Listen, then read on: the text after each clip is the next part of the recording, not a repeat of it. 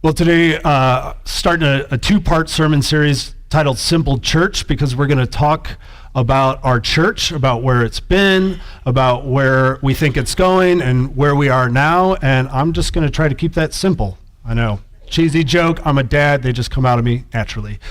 So I'm going to start this way with some charts. So if you woke up today wanting to look at a bunch of charts, today's your day. If you don't like charts, just bear with me, because the charts tell a story that we need to tell, and that I think that all of you need to hear. So this is the past 11 years of our budget, and it's in red because we've run a deficit for the past 11 years with one exception. In 2010, I think we had about a $5,000 surplus. So that's what we're looking at. And when I came, we were at an all-time low, so that's not a super vote of confidence for me. But we had a $43,000 budget deficit. Now, I didn't set that budget, but that was what happened that first year. Now, there's two reasons why we had such a huge deficit in that first year. The first reason is that I actually cost more than my predecessor, Kurt Walker. Kurt was older than I am, but he was a second career minister, and so I came in with more experience. And the church chose to pay me a little bit more than Kurt. The second reason is that I came in as a designate pastor. They actually moved pretty quick, the leadership at the time, to bring me in as pastor. But because they moved pretty quick, they made a really wise decision, and they offered me a one-year contract, which after 6 months, we would have a conversation if we thought this was going to work out. Now, I own my own home on the north side, 3 doors down from my sister. I lived there before I became pastor here. And so when I chose to come here as a designated pastor, we had a big question about what to do with the parsonage. And we weren't sure that this relationship was going to work out, and so we just sat on the parsonage for that first year.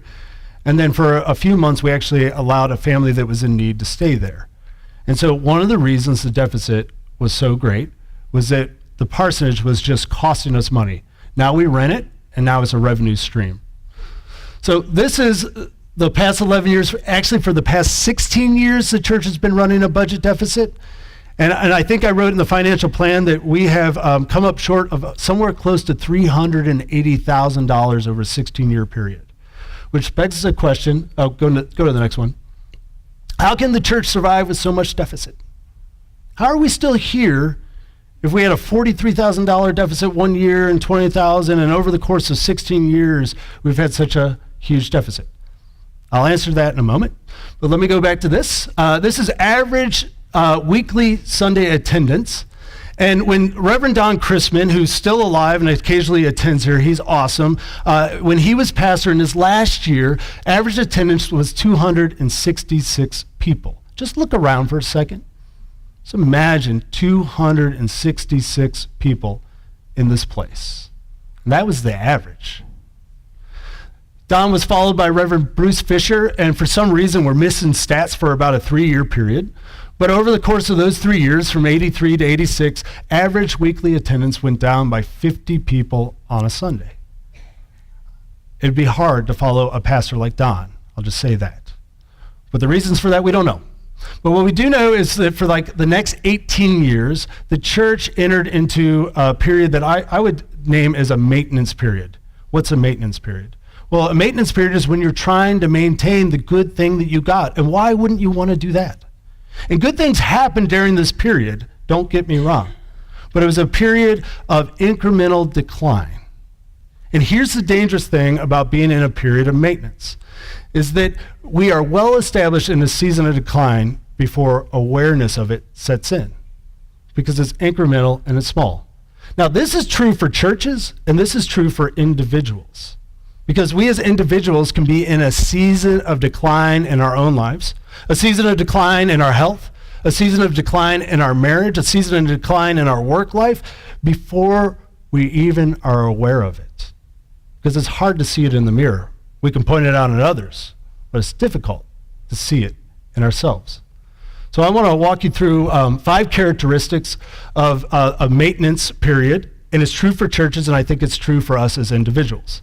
So the first one is that growth plateaus and declines, and that's what we saw in the 80s here at Faith, that it plateaued and then slowly began to decline.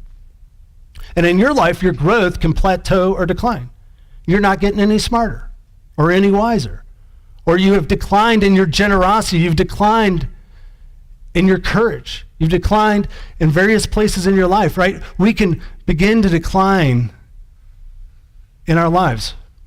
Andy Hensel, sorry, I didn't ask you for permission for this, so forgive me afterwards, but he came to our Next Steps class, and I always ask the Next Steps class, why are you here?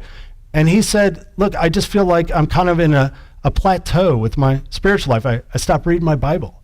So I came here to jumpstart that. I hope that was okay, Andy. So we can enter into these seasons of decline, and we're not even aware of it. Thankfully, Andy, he became aware and began to do something. Another thing is that we become insider focused, and this is a big one for churches, because as we begin to see that incremental decline, we want to focus on keeping the people that we have. But that becomes problematic because when we become insider focused, we're never really thinking about the people outside of us. And in our own personal lives, when we become focused just on the things going on for us, we become kind of selfish. We become inward focused. And so then we don't cultivate relationships. We don't take the opportunities that are there. And this is a really, really big deal for us as disciples of Jesus. Because Jesus, he teaches that if you try to hang on to your life, you'll lose it. And so whether you're a church community that's just trying to hang on to the things that you have, or if you're an individual just trying to hang on and get through the day and just, get to the weekend, you'll end up losing life. But Jesus says there's good news if you give up your life for my sake. If you give up your life, if you give up things that you like and that were comfortable for the purpose of being part of this movement that is called the Christian movement, then you will save it. And it's really about making this move from where we all start as babies. We're all somewhat selfish. We all struggle with that. Jack is the most selfish person in my life. He's super cute, so he gets away with it. But he's selfish. He takes things out of my hand. He wants to always have my phone. But Jesus wants to move us to selfless. Because you, when you're at your best, you're the most selfless. And the best people that you know are the ones that are selfless, that are generous, that don't make it about them. And this is hard. This is really, really hard. But it's exactly where Jesus is trying to move all of us as individuals and as a church. Vision stales is another sign of the maintenance stage. And for a church, it begins to be, hey, we just want to stay where we are and we want to keep the doors open. In our individual lives, our vision for our life can become stale. It just seems like monotonous. It's just the grind. It doesn't feel like it's going anywhere. I imagine that the older we get, like the harder this becomes. I imagine that if you're in retirement age, like this could be really, really difficult. Because, you've done the things that you were supposed to do and you finished that job and all that sort of thing. And so what's next? And so it'd be easy to have a stale vision. A friend of mine shared a story. He was at a nursing home. And he came across this guy who had this cane, and it was like a remarkable cane. It had like jewels in it and all this sort of funky stuff. And so my friend, Frank, he stops the man and begins to talk him up about his cane. And he assumed that the man was a resident at the nursing home, but it turns out that the man had come there for physical therapy. And while he was there getting physical therapy, he met another man who actually indeed is a resident. And so the man with the remarkable cane was coming to visit the man that lives there. And he made it his business to visit this man because the man had no family. He had nobody to support him. Now, the guy with the cane, his eyes were too bad for him to be able to drive there himself, and so he had hired an ex-con who couldn't get work doing anything else to drive him there. And every Thursday, he brought a malt, because that's what the guy that lived there, to the guy. And this was his life. And it seemed so simple. But my friend Frank and I, who's an Episcopal priest, we just marveled at the beauty of that, how important that is. The guy had a vision for his life. And God has you positioned where you need to be.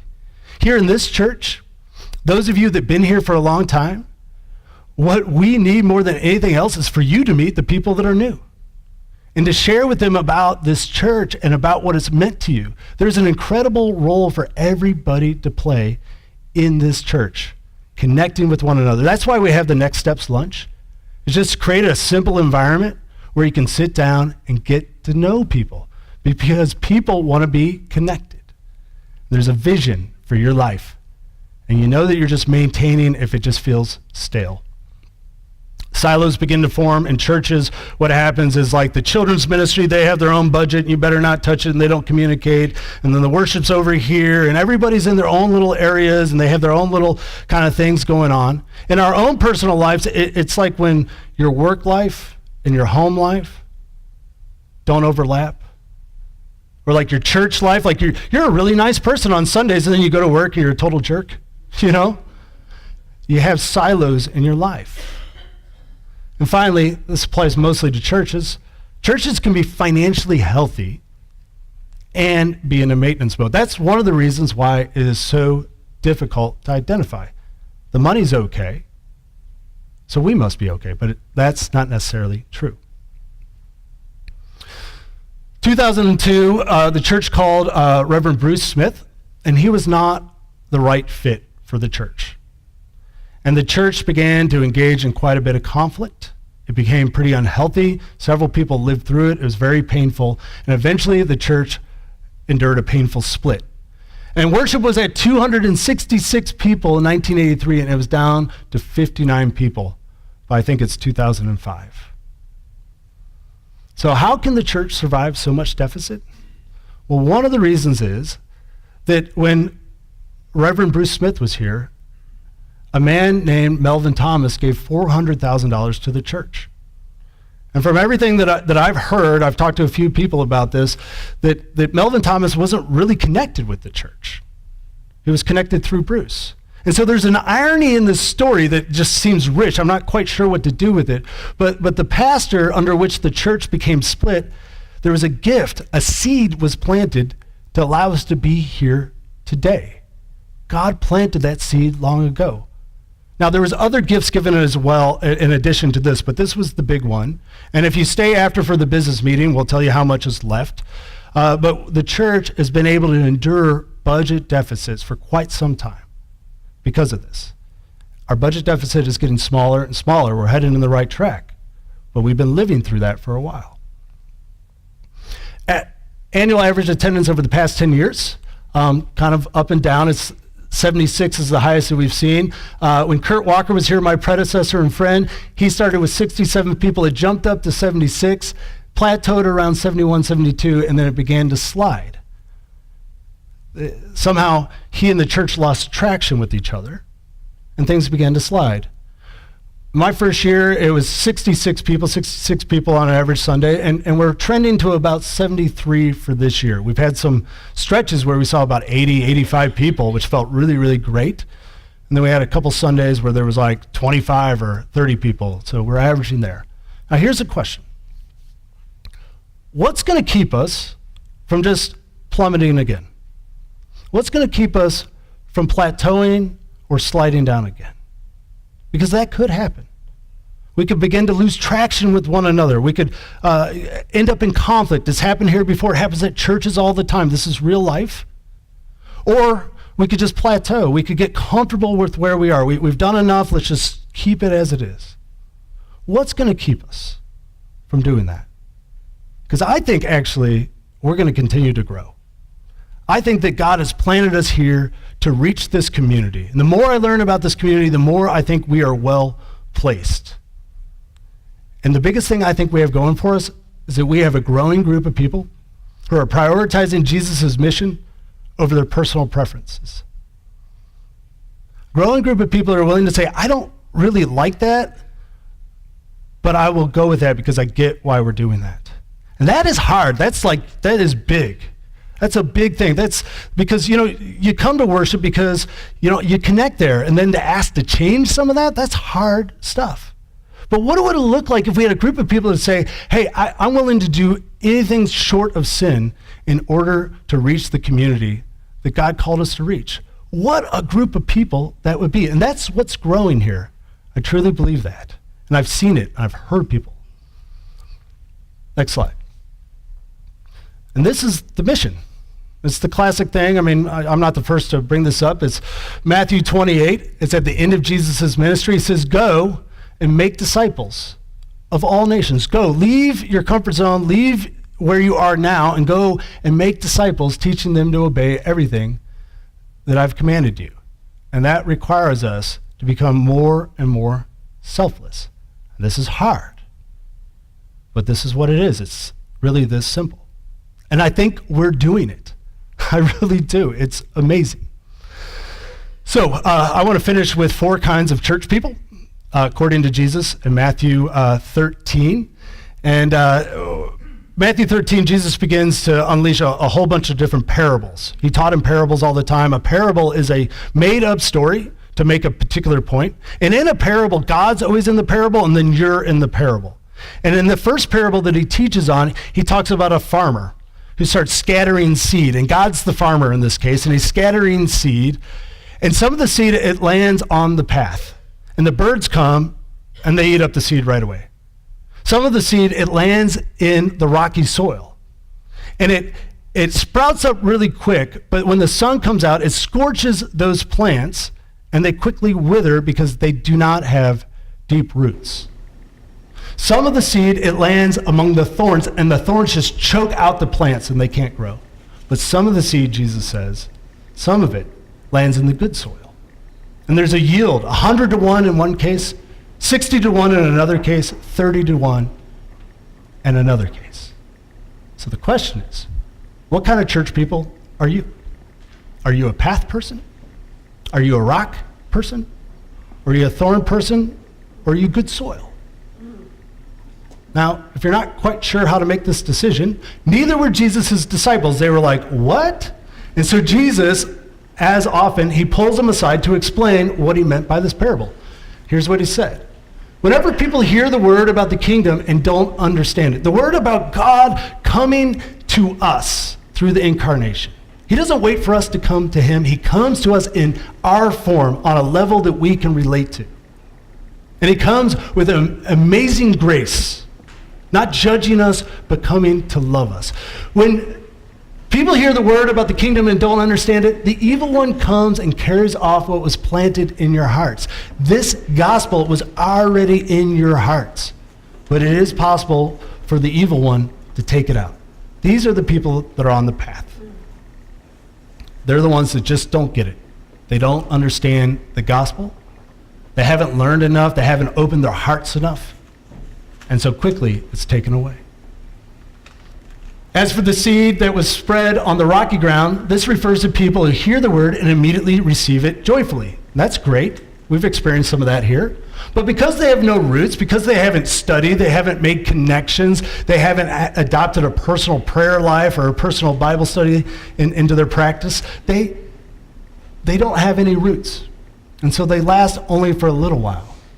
When they experience distress or abuse, when church doesn't go like they had thought it should, or maybe somebody who's normally a nice person doesn't say something too nice to them, whatever it might be, any sort of distress or abuse, they immediately fall away because there's not deep roots. So rock people have not developed roots. As for the seed that was spread among the thorny plants, this refers to those who hear the word, but the worries of this life and the false appeal of wealth choke the word, and it bears no fruit. These are the people that are worried about the wrong things, which is often me, okay? Let me just identify with this. Because it's easy to get worried about finances, especially when you've been running deficits like we have, or in my own personal life. We just sent Jack to the ER this morning. Thankfully, his arm is not broken. My wife texted me, but I was like, ER, you know how much that costs, right? You worry about the wrong things sometimes.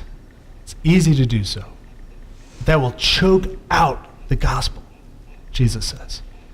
As for what was planted on the good soil, this refers to those who hear and understand and bear fruit and produce. In one case, they produce a yield of 100 to 1. In another case, a yield of 60 to 1. In another case, 30 to 1. I was thinking about this guy, Keith Worthington, Geneva United Methodist Church. He was a lay leader when I was growing up in the church, and he was leading mission trips. Many of you that know me know that I love this particular mission trip, Appalachian Service Project. Went on a lot as a teenager, led groups. But Keith, he started taking trips and leading kids, and I thought, how many people has Keith impacted? 100? No? Probably like 500, maybe 1,000. I mean, he's been doing it for 25 years. One person that really gets it, the impact of that person, when they understand that it's about becoming outward directed, it's about reaching out into the community, it's about connecting with other people where they are and then leading them to Christ. That person can have an incredible impact on a community. That person is or could be you. So we have those kind of people here. It's happened here. So what kind of church people are you? Are you a path person? You just don't get it, you don't understand it, you don't really care to get it. Are you somebody that just hasn't developed deep enough roots? Like something about it is appealing to you, but you just haven't ever made the time or prioritized coming to how to read the Bible or the Next Steps class or coming to the food pantry, just getting involved in some sort of way, getting connected and growing in your faith and asking the questions you need to ask and developing yourself? Or are you just too worried about things? You're just too focused on the wrong things in order to really grow in your faith? Or are you beginning to understand? And are you applying that? Because if you do, it's amazing what can happen. So, here's the simple idea around church. We'll come back to this a bit next week. But if you want to bear abundant fruit, you have to lay deep roots somewhere. I would love it if it was here, because I think that God has cultivated good soil in this season. But if not here, somewhere you got to lay down some roots, get invested in that community, get to know people, especially the people you would not have picked to be in the group if you had the choice. And lay down those roots. And you'll be amazed at what will grow.